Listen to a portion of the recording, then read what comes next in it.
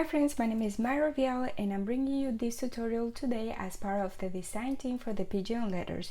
Today we're going to learn how to create this watercolor botanical drawing bookmark step by step. I'm going to tell you exactly what you need to create this one, and you can use the same step to create more designs like these ones that I have right here.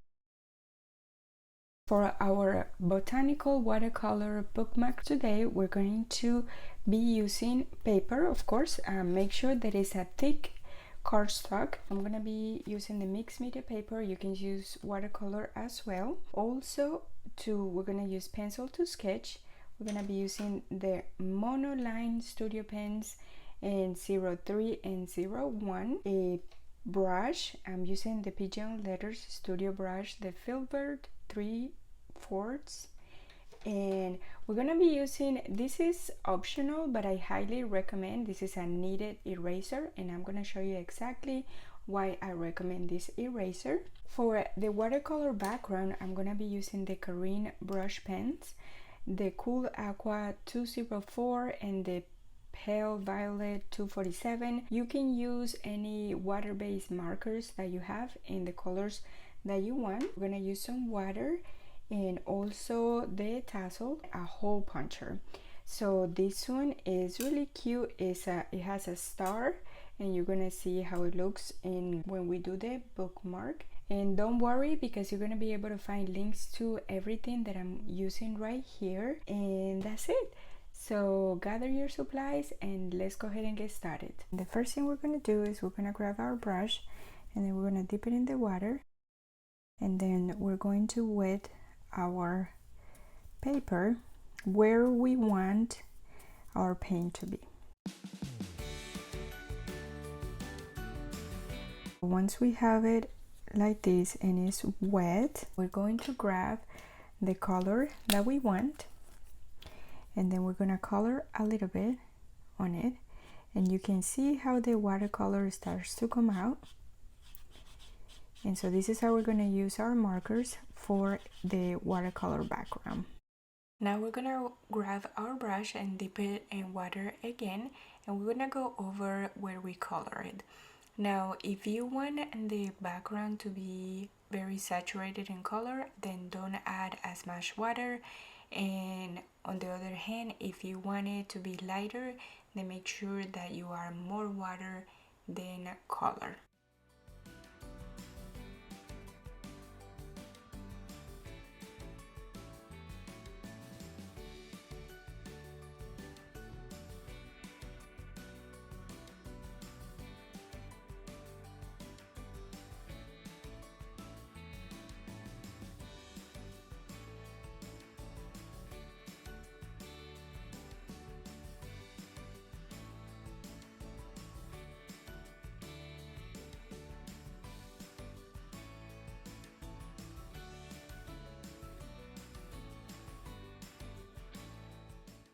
And as you are doing your watercolor background, you're gonna start to see where there are parts that you maybe wanted to have a little bit more color. Then you use your brush marker and add more color to it.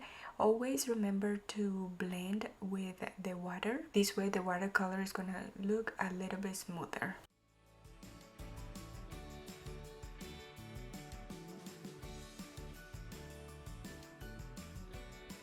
Before we keep going with this one, I'm noticing that all the paint is coming to the border, so I'm just gonna go ahead and move it like this, and then you can grab like an old rag and then just dab it, or grab paper towels, so again all the color is not at the end.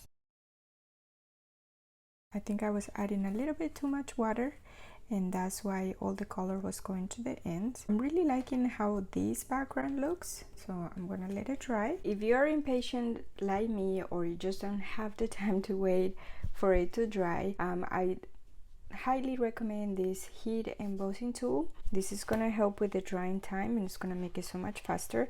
I also recommend for you to put it on the back, so as you can see, the paper kind of stands starts to bend a little bit, so when you do it on the back, it kind of like reverse the bending. So now that our background is completely dry, I'm gonna go ahead and use my pencil to sketch our floral doodles. And what I'm going to do is I'm going to do sort of like a rough sketch, and then I'm gonna go over with my monoline pens. And I'm gonna be very light when I do my sketch.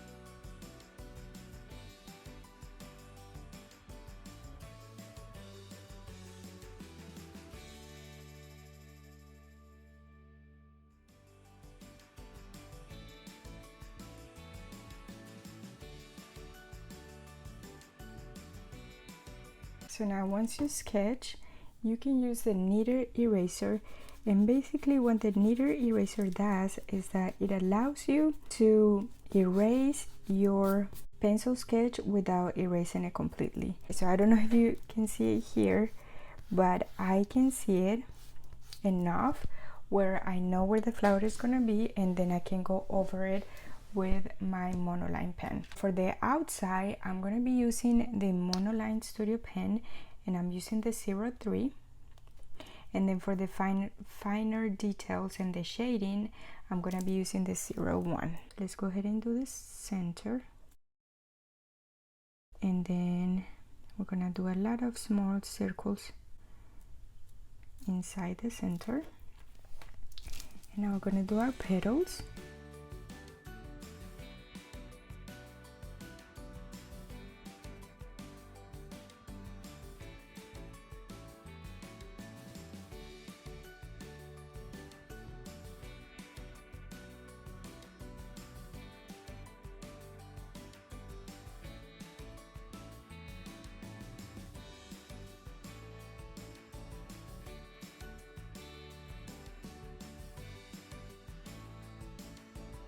Now I'm gonna go ahead and use my monoline pen 01 to do the finer details inside the leaves and the shading inside the flower.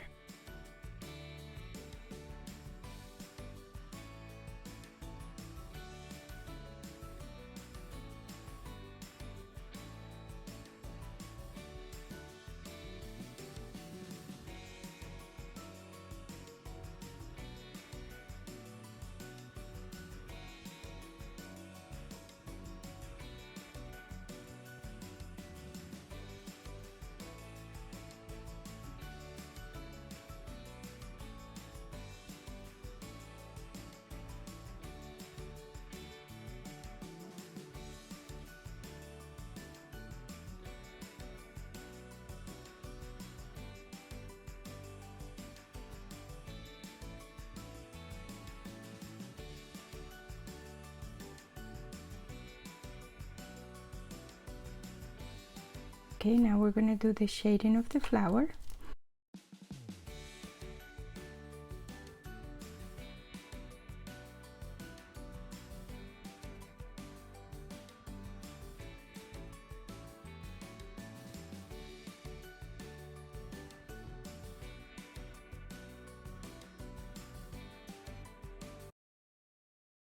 Alright, the botanical drawing is done, and I really love how it looks. We are almost done with our watercolor and botanical drawing bookmark, and now I'm going to show you these other two that I made with different color backgrounds, and this is so you can have an idea of the different styles of bookmarks that you can make using the flower doodles and the greenery doodles.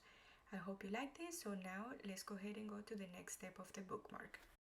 For this, we're gonna use our hole puncher, and then we're gonna punch. You can measure it, but I'm just gonna eyeball it, and then you're going to punch it where you want your tassel to be.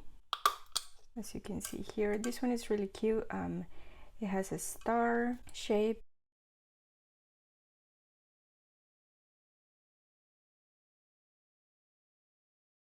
Now we have the tassel, and all we're gonna do is just pass through the hole that we punch, and then